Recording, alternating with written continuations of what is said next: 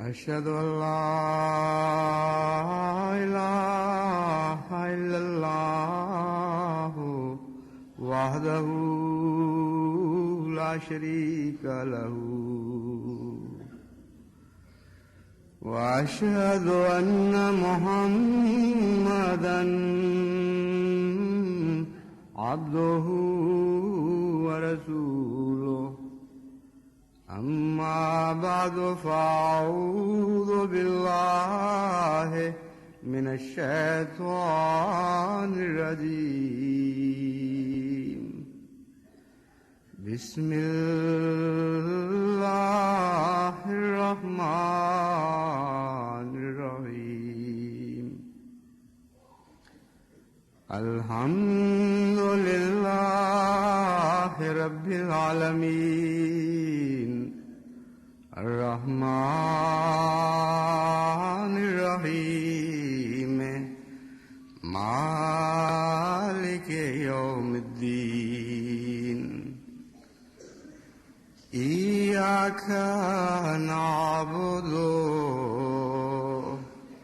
وإياك نستعين اهدنا الصراط المستقيم صراط الذين أنعمت عليهم غير المغضوب عليهم ولا الضالين يا أيها الذين آمنوا اجتنبوا كثيرا من الظن إن بعض الظن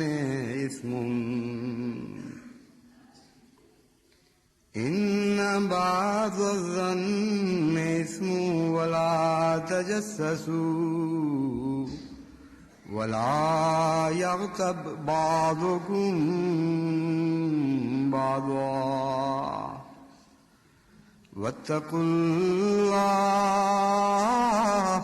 إن الله تواب رحيم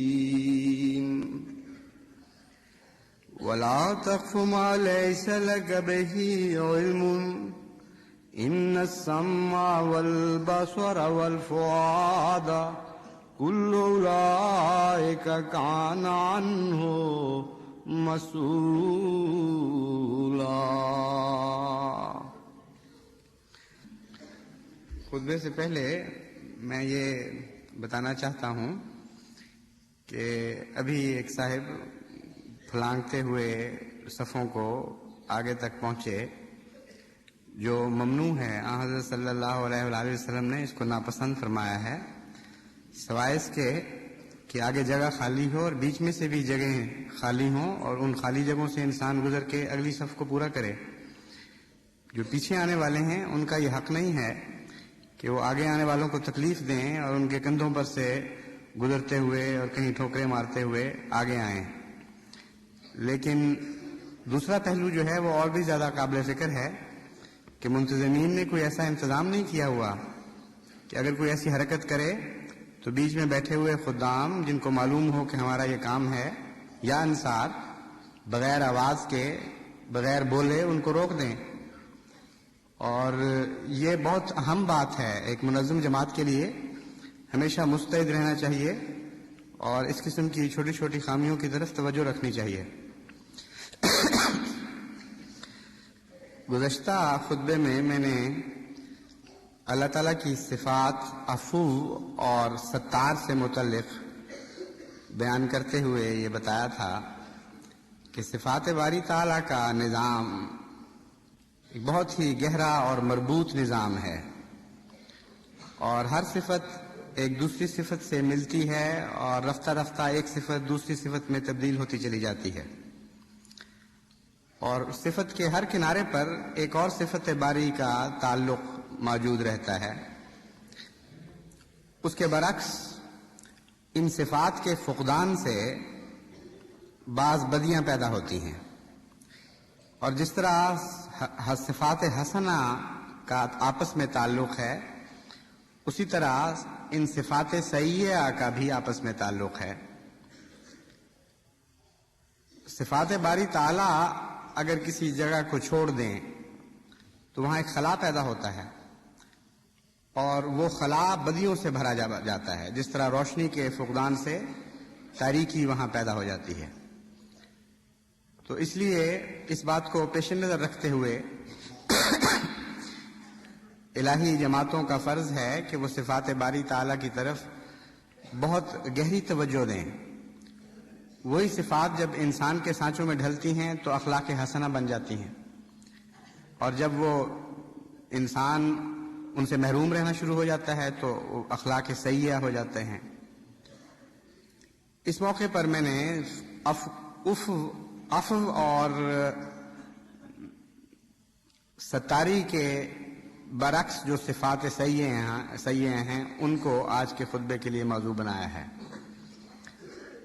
عفو کا مطلب معاف کرنا بھی ہے، لیکن اس کے اصل معنی ہیں ایک چیز کو کلیتاً نظر انداز کر دینا، گویا وہ تھی ہی نہیں، کوئی گویا اس کا وجود ہی نہیں تھا۔ چنانچہ آن حضرت صلی اللہ علیہ وآلہ وسلم نے جو عفو کے معنی فرمائے ہیں ان میں یہی مفہوم ملتا ہے، اور اللہ تعالیٰ کو حیادار قرار دیا، بے حد حیا کرنے والا۔ وہ گناہ کرتے ہوئے بندوں پر نظر رکھتے ہوئے بھی ایسا سلوک فرماتا ہے جیسے اس نے کچھ دیکھا ہی نہیں۔ اس نظر کی حیا کا نام دراصل عفو ہے، اور ایسے شخص کو عفو کہتے ہیں۔ جس شخص میں عفو نہیں ہوتا وہ اس میں دو بیماریاں پیدا ہوتی ہیں۔ جس طرح عفو کے نتیجے میں ستاری پیدا ہوتی ہے، جو خود کسی بندے سے عفو کا سلوک کرے اس کی فطرت کے خلاف ہے کہ وہ اس کی بدیاں لوگوں تک پہنچائے۔ وہ تو اتنا شرماتا ہے کہ اپنے تک بھی وہ بدیاں نہیں پہنچنے دیتا، علم سے خود شرما جاتا ہے، کیسے ممکن ہے کہ وہ دوسروں تک ان بدیوں کو پہنچائے۔ تو عفو کے نتیجے میں ستاری پیدا ہوتی ہے، اور عفو کے فقدان کے نتیجے میں دو بدیاں پیدا ہوتی ہیں براہ راست، اور ایک ستاری کے فقدان کے نتیجے میں پیدا ہوتی ہے۔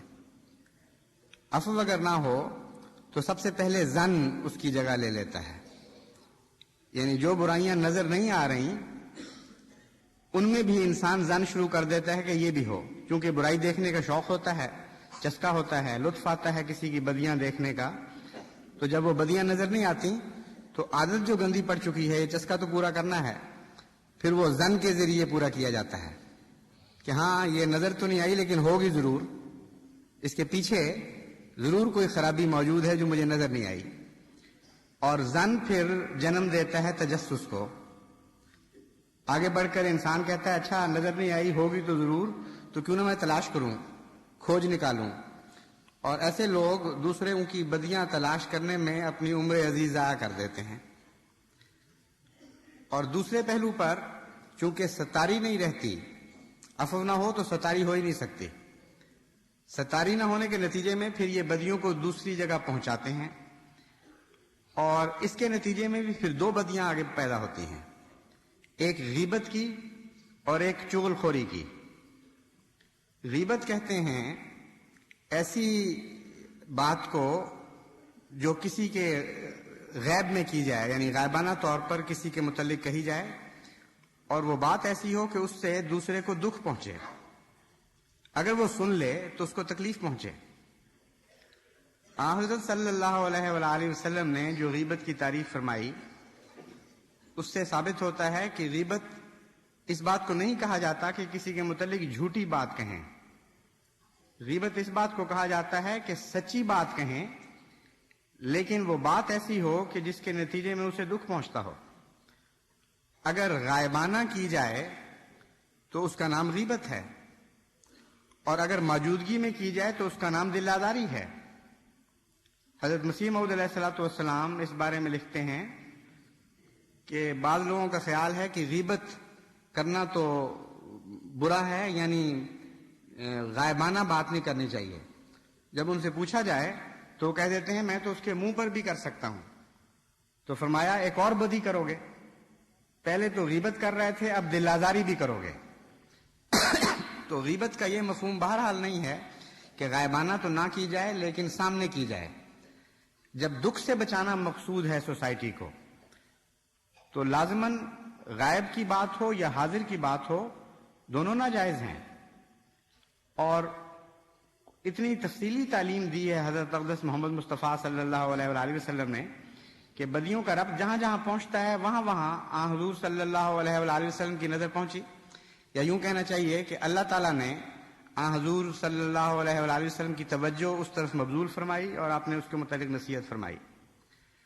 چنانچہ غیبت کے نتیجے میں ایک اور برائی پیدا ہوتی ہے، وہ بھی دکھ پہنچانے کا مفہوم اپنے اندر رکھتی ہے، یعنی چغل خوری.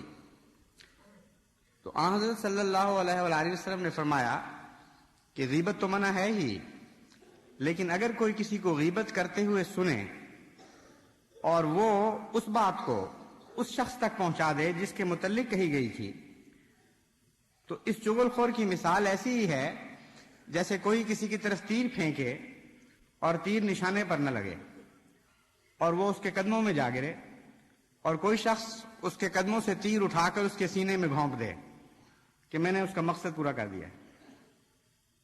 تو چونکہ دل آزاری منع ہے، بنیادی جو بات ہے وہ یہ ہے کہ دل آزاری منع ہے، کسی کو دکھ دینا منع ہے، کسی کے گناہوں پر نظر رکھنا منع ہے، گناہوں سے حیا کرنے کی تعلیم دی گئی ہے.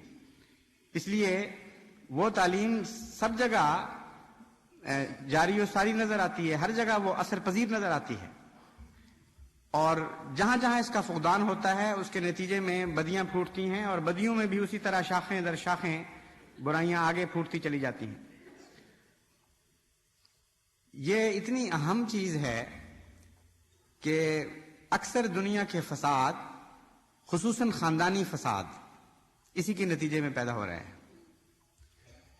اتنا دکھ پہنچایا ہے ہمارے معاشرے کو اس گندی عادت نے، اور یہ گندی عادت ایسی گہری انسانی مزاج میں داخل ہو چکی ہے کہ صرف ہندوستان اور پاکستان کا سوال نہیں، تمام دنیا میں یہ گندی عادت موجود ہے، اور ہر جگہ معاشرے کو اس نے تباہ کر رکھا ہے. باہر کی دنیا جو مصروف ہو چکی ہے، جو اقتصادی لحاظ سے آگے بڑھ گئی ہے، جن کے پاس وقت نہیں رہا، ان کو بھی جب وقت ملتا ہے تو وہ چغلی ضرور کرتے ہیں، غیبت ضرور کرتے ہیں. اور خصوصاً عورتوں میں یہ مرض بہت ہی زیادہ ہے. اس لیے ایک عالمی بیماری ہے، جس کا مطلب یہ ہے کہ عالمی طور پر اللہ کی صفت عفو کو دھتکار دیا گیا ہے، اس سے غفلت کی گئی ہے، اس سے اجنبیت برتی جا رہی ہے.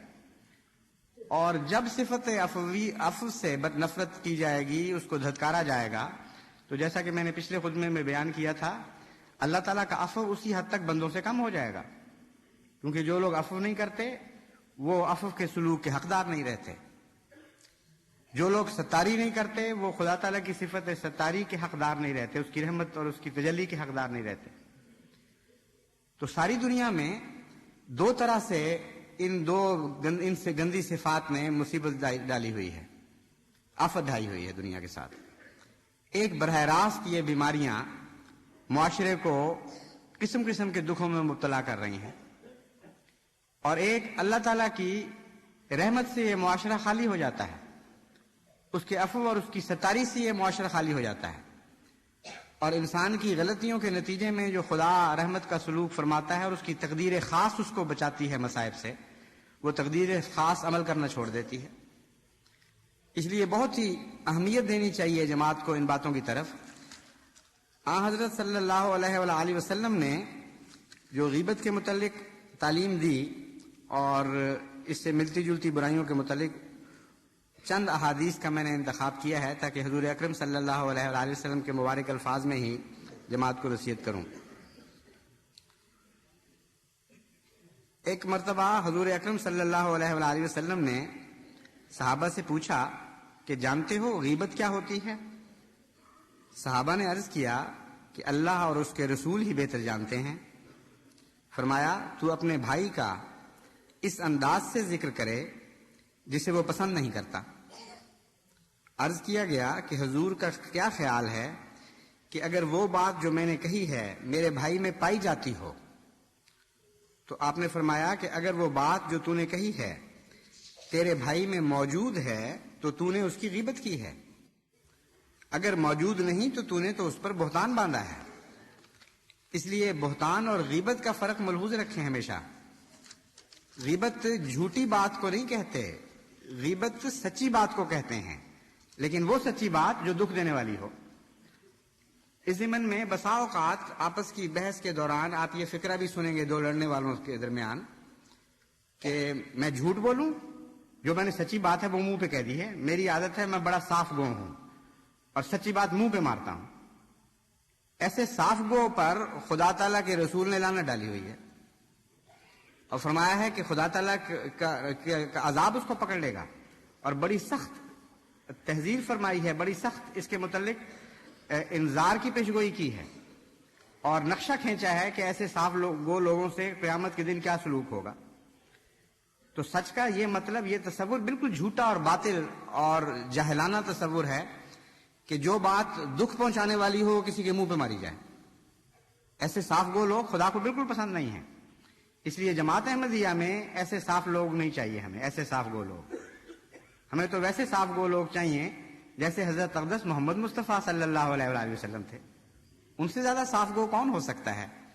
لیکن آپ دکھوں کی باتیں لوگوں تک پہنچانے سے اعتراض فرماتے تھے اور اس سے منع فرمایا کرتے تھے، اور دکھوں کی باتیں لوگوں تک کرنے سے، لوگوں کے متعلق کرنے سے اعتراض فرماتے تھے اور ان سے منع فرماتے تھے۔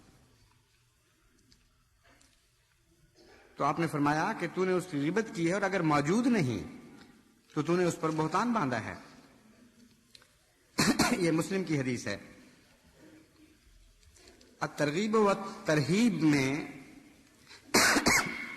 حضرت صلی اللہ علیہ وآلہ وسلم کا یہ ارشاد درج ہے کہ جس کے پاس اس کے کسی مسلمان بھائی کی غیبت کی جائے اور وہ اس کا اندفاع کر کے اس کی مدد نہ کرے، حالانکہ وہ اس کی مدد کر سکتا تھا، تو اس کا گناہ دنیا اور آخرت میں اسے بھی پہنچے گا۔ بعض لوگ کہتے ہیں جی ہم نے تو سنی ہے صرف غیبت، ہم نے تو حصہ نہیں لیا، خود کسی کے خلاف برائی نہیں کی۔ ان کے متعلق حضور صلی اللہ علیہ وآلہ وسلم فرماتے ہیں کہ انہوں نے بھی گناہ سے حصہ پا لیا۔ اگر تم سنتے ہو اور منع نہیں کرتے اور برا نہیں مناتے یا اپنے بھائی کا دفاع نہیں کرتے، تو ایسی صورت میں غیبت کے گناہ میں تم بھی حصے دار ہو گئے۔ پھر سنن ابی داؤد میں حضرت صلی اللہ علیہ وآلہ وسلم کا ارشاد ہے، جب مجھے معراج کے لیے لے جایا گیا تو میں ایسے لوگوں کے پاس سے گزرا جن کے ناخن تانبے کے تھے اور وہ ان سے اپنے چہروں اور سینوں کو نوچ رہے تھے۔ میں نے جبرائیل سے دریافت کیا کہ یہ کون ہیں؟ تو اس نے بتایا کہ یہ وہ لوگ ہیں جو لوگوں کی غیبت کرتے تھے اور ان کی آبرو کے پیچھے پڑے رہتے تھے۔ یہاں تجسس کا بھی ذکر فرما دیا، کسی کے متعلق ایسی باتوں کی تلاش کرنا کہ وہ بے آبروئی کا موجب بنے اور پھر غیبت کر کے لوگوں تک پہنچانا، یہ برائیاں اتنی خطرناک ہیں کہ ان کی سزا جو خدا تعالیٰ نے تجویز فرمائی وہ حضرت صلی اللہ علیہ وآلہ وسلم کو معراج کے روز دکھائی گئی۔ مسند احمد بن حنبل ہی کی ایک اور حدیث ہے کہ حضور نے فرمایا، اے وہ لوگو جو زبان سے تو ایمان لائے ہو مگر دل میں ایمان داخل نہیں ہوا، تم مسلمانوں کی غیبت نہ کیا کرو اور ان کے عیوب اور ان کی کمزوریوں کا پیچھا نہ کیا کرو، ان کی ٹوہ میں نہ لگے رہو، کیونکہ جو شخص ان کی کمزوریوں کا پیچھا کرے گا اللہ تعالیٰ اس کی کمزوری اور اس کے عیب کو اس طرح ظاہر فرما دے گا کہ اسے خود اس کے گھر ہی میں رسوا کر دے گا۔ اس مضمون کی ایک حدیث میں نے گزشتہ خطبے میں بھی بیان کی تھی۔ اس میں جو زائد پر لطف بات ہے وہ یہ ہے کہ حضرت صلی اللہ علیہ وآلہ وسلم نے ان لوگوں کی تعریف فرمائی ہے جن کے متعلق قرآن کریم فرماتا ہے وَلَمَّا يَدْخُلِ الْإِيمَانُ فِي قُلُوبِكُمْ، کہ اے بدو لوگو جو بظاہر ایمان لائے ہو، کہتے ہو کہ ہم ایمان لائے، تمہارے دلوں میں تو ایمان نے جھانک کے بھی نہیں دیکھا، داخل ہی نہیں ہوا۔ اس کی ایک تعریف، وہ کون لوگ ہیں جن کے متعلق خدا فرماتا ہے کہ تمہارے دلوں میں ایمان داخل نہیں ہوا، ان کی تعریف حضور فرماتے ہیں کہ وہ غیبت کرنے والے ہیں۔ ایسے لوگ ہیں جو لوگ اپنے بھائیوں کی برائیوں کی تلاش میں رہتے ہیں، پھر ان کو لوگوں تک پہنچاتے ہیں۔ کتنی خطرناک بات ہے غیبت، اس سے آپ اندازہ کریں۔ حضرت صلی اللہ علیہ وآلہ وسلم تفسیر فرماتے ہیں قرآن کریم کی ایک آیت کی، اور بتاتے ہیں کہ یہ وہ لوگ ہیں جن کے متعلق قرآن کریم نے فرمایا کہ ایمان ان کے دلوں میں داخل ہی نہیں ہوا۔ ان کے اعمال کیسے ہوتے ہیں، ان اعمال سے ان کو پہچان لو۔ وہ غیبت کرنے والے لوگ ہیں، وہ بھائی کی بدیوں کی تلاش میں رہنے والے اور ان کا تجسس کرنے والے لوگ ہیں۔ اور فرمایا کہ اس دنیا میں بھی اللہ تعالیٰ ان کو رسوا کرے گا اور اس کی سزا دے گا۔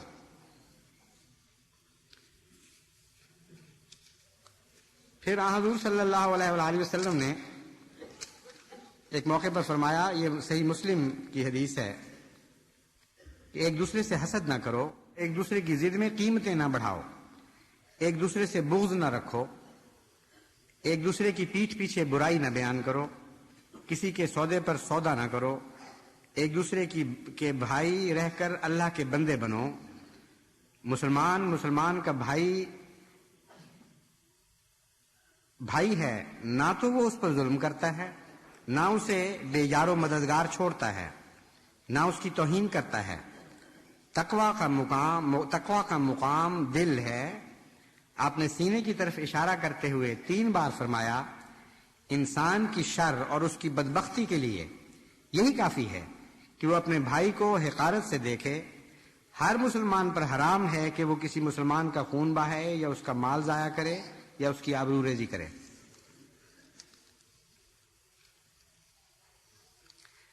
حضرت عثمان بیان کرتے ہیں کہ میں نے حضور اکرم صلی اللہ علیہ وآلہ وسلم کو یہ فرماتے ہوئے سنا کہ غیبت اور چغل خوری ایمان کو اس طرح کاٹ چھانٹ دیتے ہیں جس طرح چرواہا اپنی بھیڑ بکریوں کے سامنے درختوں کی شاخیں کاٹ کر ان کے سامنے ڈالتا ہے۔ آپ نے اگر دیکھا ہو ایسا درخت جس کو چرواہے نے کاٹ کر بھیڑ بکریوں کے سامنے ڈالا ہو، تو اس سے آپ کو اندازہ ہوگا کہ حضرت صلی اللہ علیہ وآلہ وسلم کیا بیان فرما رہے ہیں۔ ایک دفعہ سندھ میں اپنے زمین کے دورے پر گیا تو میں حیران رہ گیا دیکھ کر کہ جو ارد گرد باڑوں کے طور پر درخت تھے وہ پہچانے نہیں جاتے تھے، شاخیں بری طرح کٹی ہوئی، عجیب بے رونقی کا عالم تھا، یوں لگتا تھا جیسے کوئی وبال پھر گیا ہے ان کے اوپر۔ تو میں نے مینیجر سے پوچھا کہ یہ کیا ہوا ان درختوں کو، یہ تو لگتا ہے کہ ان پہ قیامت ٹوٹ گئی ہے اور فصلیں ٹھیک ٹھاک ہیں۔ تو اس نے بتایا کہ میں نے چرواہوں کے پاس ان کو اس طرح اس شرط پر بیچا تھا کہ تنے باقی رہ جائیں اور سبزی اس کی اتار لیں، تو سبزی کے ساتھ وہ ٹہنیاں بھی وہ اتار کے لے گئے۔ اس طرح چرواہے کرتے ہیں درختوں کے ساتھ جب ان کو موقع مل جائے۔ تو حضرت صلی اللہ علیہ وآلہ وسلم نے یہ نقشہ کھینچا کہ جو غیبت کرنے والے اور چول خوری کرنے والے لوگ ہیں وہ اپنے ایمانوں کے ساتھ یہ سلوک کرتے ہیں۔ اور پھر اس کی تفصیل ایک اور جگہ اس طرح بیان فرمائی کہ انسان اپنے اعمال نامہ کو قیامت کے دن کھلا ہوا لائے گا اور عرض کرے گا کہ اے میرے رب، میری فلاں نیکیاں کہاں گئیں، وہ بھی تو میں نے کی تھی۔ جس طرح آپ اپنا بہی کھاتا دیکھتے ہیں، چیک کرتے ہیں، جو اس کو کھاتا ملے گا اعمال کا، وہ اس میں بہت سی اپنی خوبیاں، بہت سی نیکیاں درج شدہ نہیں پائے گا۔ تو اپنے رب سے عرض کرے گا کہ یا اللہ، مجھے تو یاد ہے میں نے یہ بھی کیا تھا، وہ بھی کیا تھا، ان کا تو کوئی ذکر نہیں ہے۔ تو اللہ تعالیٰ اس کا جواب دے گا، وہ تو تیری طرف سے لوگوں کی غیبت کرنے کے نتیجے میں مٹا دی گئی تھی۔ کیسی پیاری مثال دی ہے حضور اکرم صلی اللہ علیہ وآلہ وسلم نے کہ جس طرح چرواہا درختوں کے ساتھ سلوک کرتا ہے بھیڑ بکریوں کو ڈالنے کے لیے، وہی غیبت کرنے والے اپنے ایمانوں کے ساتھ سلوک کرتے ہیں۔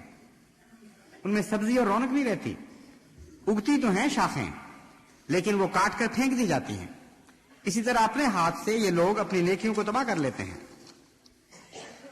پھر حضرت ابن عباس کی مشکات میں یہ روایت درج ہے کہ 2 آدمیوں نے ظہر یا عصر کی نماز ادا کی، وہ دونوں روزہ دار تھے۔ جب حضور نماز ادا فرما چکے تو آپ نے ان دونوں کو مخاطب کر کے فرمایا، اپنا وضو دوبارہ کرو اور نماز پڑھو، اور یہ روزہ بھی پورا کرو اور اس کے عوض ایک اور روزہ بھی رکھو۔ انہوں نے عرض کیا، یا رسول اللہ یہ کیوں؟ فرمایا، تم نے فلاں کی غیبت کی ہے۔ اب جو قیامت کے دن جو خدا سلوک فرمائے گا وہ دنیا میں کس طرح رونما ہو رہا ہوتا ہے واقعہ، اس کا نقشہ حضرت صلی اللہ علیہ وآلہ وسلم نے کھینچ دیا۔ حدیث کے مطالعہ سے پتہ چلتا ہے کہ اتنا مربوط مضمون ہے، اور حدیث کی صحت کے لیے یہ اندرونی گواہی سب سے قوی گواہی ہے کہ حضرت اقدس محمد مصطفیٰ صلی اللہ علیہ وآلہ وسلم کے ارشادات ایک دوسرے کو تقویت دیتے ہیں، ایک دوسرے سے رابطہ رکھتے ہیں۔ ایک بڑا گہرا مضمون ہے نظم و ضبط کا، اور کسی اور گواہی کی ضرورت نہیں۔ کلام نبوی پہچانا جاتا ہے اپنی شکل صورت سے، اپنی اندرونی اور بیرونی خوبیوں سے۔ تو دیکھیے کس طرح سارا مضمون ایک دوسرے کے ساتھ ملتا چلا جا رہا ہے۔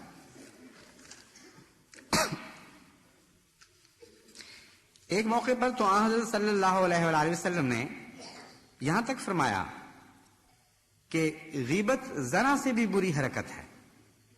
صحابہ نے عرض کیا کہ یا رسول اللہ یہ کیسے؟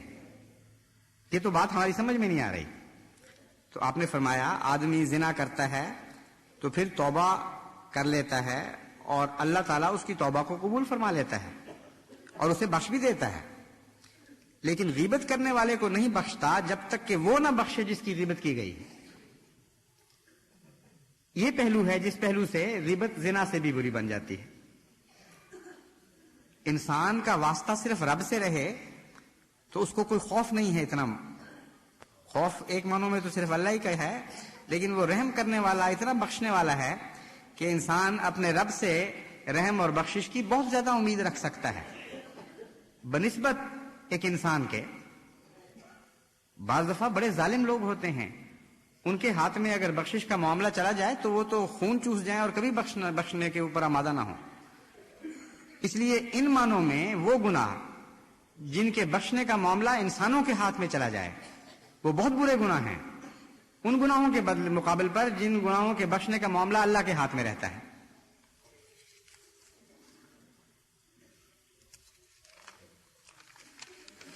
اب ایک سوال یہ پیدا ہوتا ہے کہ جو لوگ غیبت کر بیٹھے ہیں بڑی کثرت کے ساتھ اور روز کرتے ہیں اور بطور چورن استعمال کیا جاتا ہے غیبت کو، ان کے لیے اب کفارہ کیا ہے؟ حضرت صلی اللہ علیہ وآلہ وسلم نے اس موضوع پہ کیا روشنی ڈالی ہے؟ تو حضور فرماتے ہیں، یہ مشکات المصابیح کی سے حدیث لی گئی ہے اور انہوں نے بہقی سے لی ہے آگے، کہ حضرت انس نے بیان کیا کہ حضرت صلی اللہ علیہ وآلہ وسلم نے فرمایا کہ غیبت کا کفارہ یہ ہے کہ تو اس شخص کے لیے بخشش طلب کرے جس کی تو نے غیبت کی ہے، اور اس کے لیے دعا مانگتا رہے، اللہم اغفر لنا ولہ۔ باقی عمر اگر غیبت کے بد اثرات سے بچنا ہے تو پھر اس کے لیے دعا کی طرف متوجہ ہوں۔ اور یہ ایک بہت ہی عمدہ ذریعہ اصلاح ہے، یعنی صرف کفارہ ہی نہیں بلکہ غیبت سے بچنے کی ایک بہت ہی پیاری ترکیب ہے۔ ورنہ جس کو غیبت کا چسکا پڑ چکا ہو اس کا اس سے باز رہنا بہت ہی مشکل کام ہے، لیکن جس شخص کی غیبت آپ کرتے ہیں زیادہ، اس شخص کے لیے اگر دعا شروع کر دیں اور بطور کفارے کے دعا شروع کر دیں تو وہ دعا آپ کی اندرونی کیفیت کو بدل دے گی۔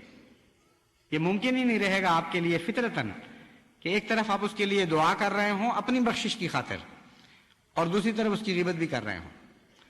تو ایک بہت ہی پاکیزہ ترکیب ہے جو حضرت اقدس محمد مصطفیٰ صلی اللہ علیہ وآلہ وسلم نے بیان فرمائی، کفارہ بھی ہے اور برائیوں سے بچنے کا ایک علاج بھی ہے۔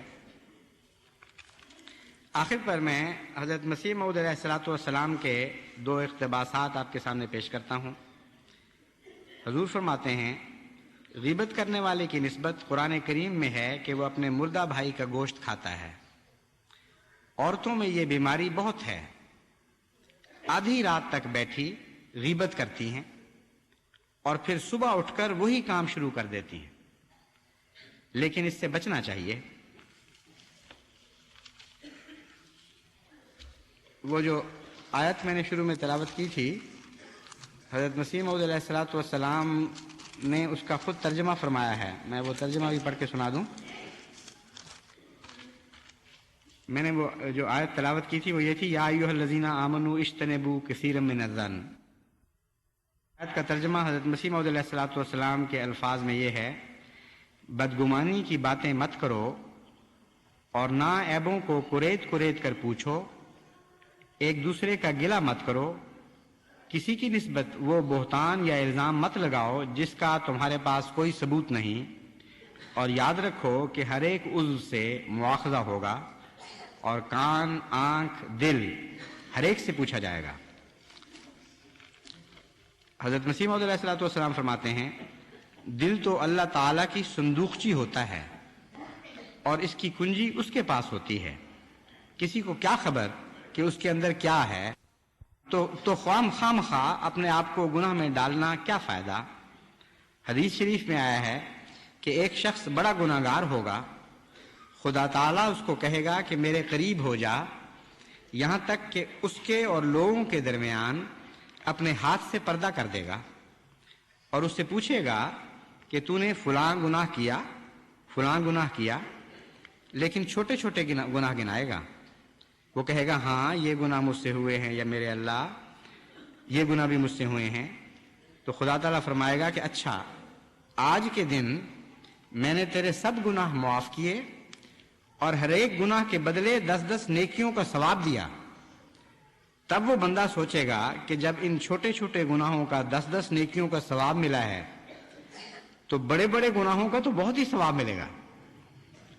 یہ سوچ کر وہ بندہ خود ہی اپنے بڑے بڑے گناہ گنائے گا کہ اے خدا میں نے تو یہ گناہ بھی کیا تھا اور یہ گناہ بھی کیا تھا اور یہ بھی کیا تھا۔ تب اللہ تعالیٰ اس کی بات سن کر ہنسے گا اور فرمائے گا کہ دیکھو میری مہربانی کی وجہ سے یہ بندہ ایسا دلیر ہو گیا ہے کہ اپنے گناہ خود ہی بتلاتا ہے۔ پھر اسے حکم دے گا کہ جا بہشت کے 8 دروازوں میں سے جس سے تیری طبیعت چاہے داخل ہو جا۔ تو کیا خبر ہے کہ خدا تعالیٰ کا اس سے کیا سلوک ہے یا اس کے دل میں کیا ہے۔ اس لیے غیبت کرنے سے بکلی پرہیز کرنا چاہیے۔ یہ جو حدیث ہے اس سے پہلے ایک اور روایت سے بھی آئی ہے مختلف الفاظ کے ساتھ، اور وہاں بھی آن حضرت صلی اللہ علیہ وآلہ وسلم نے ستاری سے قائم کیا تھا اس کا تعلق۔ فرمایا تھا جو شخص دنیا میں ستاری سے پیش آتا ہے اور لوگوں کے گناہوں کا ذکر نہیں کرتا دوسروں سے اور پردہ پوشی سے کام لیتا ہے، اس کے ساتھ خدا یہ سلوک فرمائے گا۔ ایک اور حدیث میں ایک اور طرح یہی روایت بیان ہوئی ہے، یہی مضمون ایک اور طریق پر بیان ہوا ہے۔ حضرت مسیح موعود علیہ الصلوۃ والسلام نے وہ مضمون پیش نظر رکھا، اور آخر پر غیبت کا مضمون اس سے باندھا ہے بڑے عجیب طریق پر۔ آپ کا منشاء مبارک یہ ہے کہ اللہ تعالیٰ کا دلوں سے اپنا ایک تعلق اور ایک سلوک ہے، اور وہ دلوں کی اندرونی کیفیات کو جانتا ہے۔ تمہیں بسا اوقات ایک انسان کے گناہ تو نظر آ جاتے ہیں، لیکن تمہیں یہ پتہ نہیں کہ وہ گناہ گار آدمی اپنے دل میں کیا کیا محبتیں اپنے رب سے رکھتا ہے اور کیا کیا عاجزی کرتا ہے، اور کس کس طرح پیار سے اس کی رحمت کے قدم چومتا ہے اور عرض کرتا رہتا ہے کہ اے خدا مجھ سے عفو کا سلوک فرما۔ تو دلوں کے مالک تم نہیں ہو، دلوں کا مالک رب العالمین ہے، جو عفو ہے، جو ستار ہے، جو غفور ہے، جو رحیم ہے۔ وہ بعض دفعہ ایسے گناہگار لوگوں کے دلوں کے پر نظر رکھتے ہوئے ان کی بعض مخفی خوبیوں پر نگاہ کرتے ہوئے یہ فیصلہ بھی فرما لیتا ہے کہ ان کی نیکیوں ہی کا نہیں، ان کی بدیوں کا بھی میں اجر دوں گا اور اچھا اجر دوں گا۔ اور تم اپنی بدبختی میں اس کے متعلق بری باتیں کہتے رہتے ہو، برے برے لفظ بولتے رہتے ہو، اس کے متعلق دل آزاری کی کوشش کرتے رہتے ہو، تو جس دل پر خدا کی ایسی پیار کی نظر بھی پڑ سکتی ہے، کیوں تم گناہ میں ملوث ہو کر اس دل کے متعلق بری باتیں کہتے ہو۔ یہ ہے معرفت کا نقطہ جس کو حضرت مسیح موعود علیہ السلام نے بیان فرمایا، اگرچہ بظاہر یہ بے جوڑ بات نظر آتی ہے جو سرسری نظر سے اس بات کو دیکھے کہ اس مضمون کا غیبت سے کیا تعلق ہے۔ اس لیے جماعت احمدیہ کو ان باریک باتوں پر نظر رکھنا چاہیے۔ جو خوف سے ڈرنے والے لوگ ہیں ان کے لیے وہ حدیث کافی ہے کہ قیامت کے دن ان لوگوں سے کیا سلوک ہوگا، اور جو نرمی اور محبت اور پیار سے ماننے والے لوگ ہیں وہ ان باتوں پر نگاہ کریں۔ ہم تو اللہ تعالیٰ کی رحمت کے بھوکے اور اس کے فقیر ہیں، اور کوئی انسان نہیں ہے بڑے سے بڑے اعمال والا بھی جو اللہ تعالیٰ کی رحمت سے مستغنی ہو سکے، اس کی بخشش سے مستغنی ہو سکے۔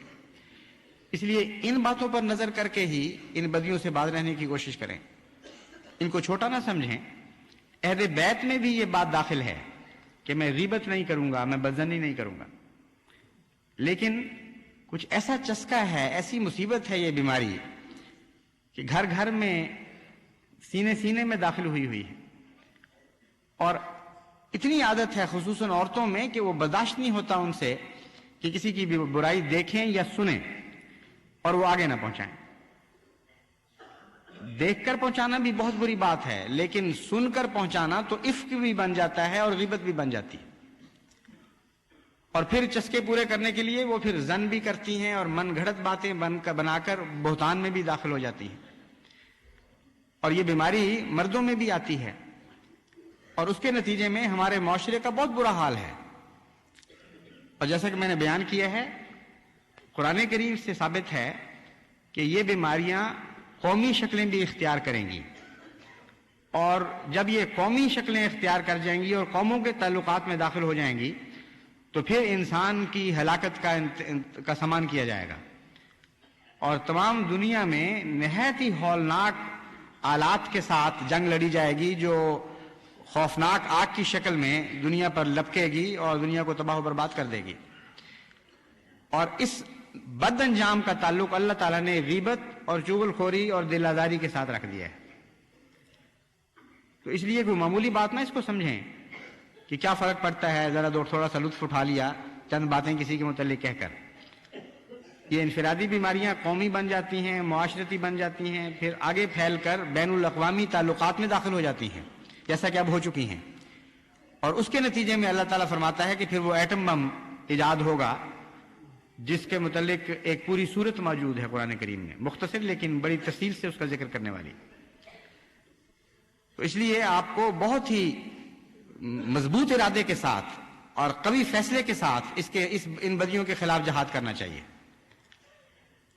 شروع میں بہت تکلیف ہوگی کیونکہ عادت گندی سے گندی چیز کی بھی ہو، جب وہ عادت پوری نہ ہو تو انسان کو تکلیف پہنچتی ہے. آپ حیران ہوتے ہیں یہ افیمیوں کو کیا ہو گیا ہے، کیا بےہودہ سی چیز ہے، کڑوی گندی مکروہ سی چیز، اور آتے ہیں اس کے نتیجے میں بگڑنے والی، لیکن مرتے جاتے ہیں افیم کے بغیر. تو عادت کسی چیز کی ہو، گندی سے گندی چیز کی بھی ہو، جب وہ عادت چھٹتی ہے تو بڑا تکلیف کا زمانہ ہوتا ہے. اس لیے میں جانتا ہوں کہ تکلیف ہوگی سب کو شروع میں، لیکن اس تکلیف کا علاج آن حضرت صلی اللہ علیہ وآلہ وسلم نے بیان فرما دیا ہے. جب غیبت کو دل چاہے تو اپنے بھائیوں کی برائی کرنے کی بجائے ان کے لیے دعا کیا کریں، اور دعا ایک لذت بخشے گی آپ کو. اس دعا کے نتیجے میں آپ کے اندر عظمت کردار پیدا ہوگی، آپ کے دل کو تسکین حاصل ہوگی. اور چونکہ خلا نہیں رہ سکتا، صرف بدی کو دور کرنا کوئی حقیقت نہیں رکھتا، اس لیے حضرت اقدس محمد مصطفیٰ صلی اللہ علیہ وآلہ وسلم کے فرمان کے مطابق دعاؤں کے ذریعے ان بدیوں کو دور کریں، اور ان بھائیوں کے لیے دعا کے ذریعے بدیوں کو دور کریں جن بھائیوں کو آپ کی زبانیں اور آپ کے زن نقصان پہنچاتے ہیں. اللہ تعالیٰ رحم فرمائے.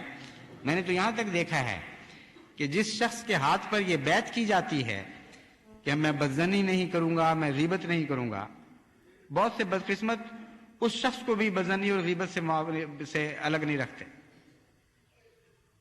چھوٹی چھوٹی آزمائشوں میں پڑھ کر بھی بدزنی شروع کر دیتے ہیں. کوئی مقدمے کا فیصلہ ہو تو کہنے لگ جاتے ہیں کہ اس نے یک طرفہ بات سنی ہے اس لیے یہ فیصلہ ہمارے خلاف دے دیا، فلاں خاندان سے تعلقات تھے اس لیے اس نے ہمارے خلاف یہ فیصلہ دے دیا. تو یہ ایسی بلا ہے بدزنی کہ جس ہاتھ پر بیعت کی جاتی ہے کہ ہم بدزنی نہیں کریں گے اور غیبت نہیں کریں گے، اسی ہاتھ کو بدزنی کے چاقوں سے کاٹا جاتا ہے. تو اس لیے بہت مستعد ہونے کی ضرورت ہے اور بہت دعاؤں کی ضرورت ہے. ایک مہم کا عالمی سطح پر جماعت کو آغاز کر دینا چاہیے کہ ہم غیبت نہیں کریں گے اور بدزنی نہیں کریں گے اور تجسس نہیں کریں گے. اللہ تعالی ہمیں اس کی توفیق عطا فرمائے.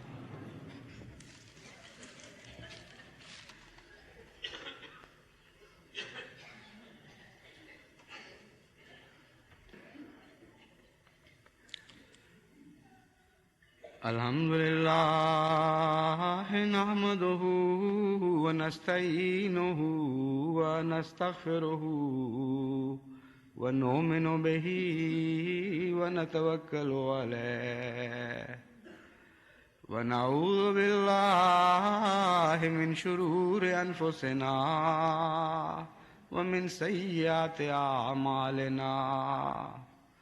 من يهده الله فلا مضل له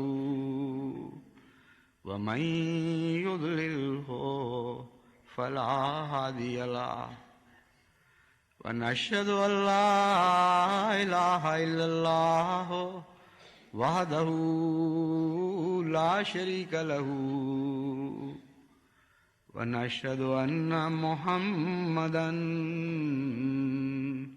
عبده ورسوله. گزشتہ 2 خطبات میں نے دعا کی طرف توجہ دلائی تھی. آج پھر انہی دعاؤں کی طرف توجہ دلاتا ہوں. ایک تو بارش کے لیے دعا جاری رکھیں، اپنے ملک کے لیے بھی اور دوسرے دنیا کے ممالک کے لیے بھی جہاں خشک سالی ایک بہت بڑا خطرہ بن چکی ہے. گزشتہ جمعہ جو ہم نے دعا کی تحریک کی تھی، خاص طور پر غانا کے متعلق بہت ہی فکر تھی. وہاں جماعتیں بھی بڑی تعداد میں ہیں اور بڑے دردناک واقعات وہاں سے مل رہے تھے. تو اللہ تعالیٰ نے یہ فضل فرمایا کہ اتوار کو غانا سے چلی ہوئی تار موصول ہوئی کہ اللہ تعالیٰ نے بڑی وسیع بارش فرمائی ہے ملک میں اور بہت دل خوش ہوئے ہیں اس بارش سے. تو ہم بھی ان کی خوشی میں شریک ہیں اور جن ملکوں میں ابھی بارش نہیں ہوئی ان کے متعلق دعا جاری رکھیں.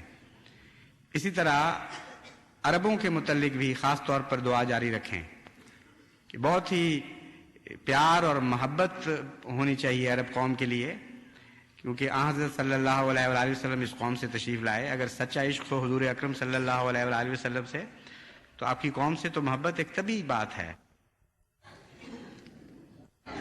فطرتی عمل ہے. کہتے ہیں لیلا کے کتے سے بھی مجنو کو پیار تھا. تو حضرت محمد مصطفیٰ صلی اللہ علیہ وآلہ وسلم کے ہم قوموں سے ہمیں پیار نہ ہو، یہ ہو ہی نہیں سکتا. اس لیے عربوں کے لیے بالخصوص بہت درد سے دعائیں کرتے رہیں. اللہ تعالیٰ اپنے فضل سے حالات بدل دے اور ان کی طرف سے ہم خوشیوں کی خبریں پائیں. عباد اللہ رحمکم اللہ ان اللہ یامر بالعدل والاحسان وایتاء ذی القربى وَيَنْهَى عَنِ الْفَحْشَاءِ وَالْمُنْكَرِ وَالْبَغْيِ يَعِظُكُمْ لَعَلَّكُمْ تَذَكَّرُونَ. اذْكُرُوا اللَّهَ يَذْكُرْكُمْ وَادْعُوهُ يَسْتَجِبْ لَكُمْ وَلَذِكْرُ اللَّهِ أَكْبَرُ.